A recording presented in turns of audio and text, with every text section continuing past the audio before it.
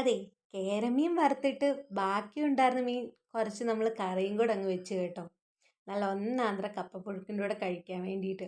എണ്ണ ചൂടായി ഇത്തിരി ഉലുവ അങ്ങ് പൊട്ടിച്ചെടുത്തു. കുറച്ച് സവോളയും വഴറ്റി ഇഞ്ചി വെളുത്തുള്ളി നമ്മൾ ചതച്ചങ്ങ് ചേർക്കുകയും ചെയ്തേ. കുറച്ച് കരിയാപ്പിലയും കൂടി ചേർത്ത് കൊടുത്ത് നന്നായിട്ടങ്ങ് മൂപ്പിച്ചെടുക്കാം. അപ്പോഴേക്കും ഇച്ചിരി മുളക് പൊടി, മല്ലിപ്പൊടി, മഞ്ഞൾപ്പൊടിയും കൂടെ നമ്മളങ്ങ് ഇത്തിരി പച്ചവെള്ളം ചേർത്ത് നന്നായിട്ടങ്ങ് കുഴച്ചെടുത്തു. ഇനി അതൊന്ന് നന്നായിട്ട് മൂപ്പിച്ചെടുക്കാം. അപ്പോൾ എണ്ണ ഇത്തിരി കുറവുണ്ട്, അതുകൊണ്ട് തന്നെ ഇത്തിരി എണ്ണയും കൂടെ അങ്ങ് ചേർത്ത് കൊടുക്കാം നമുക്ക്.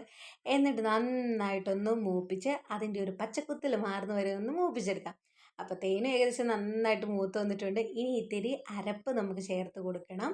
അപ്പോൾ വെള്ളവും പാകത്തിന് ചേർത്ത് കൊടുത്ത് കുറച്ച് കുടംപുളി കൂടി ചേർത്ത് കൊടുത്ത് നന്നായിട്ടൊന്ന് തിളപ്പിച്ചെടുക്കണം.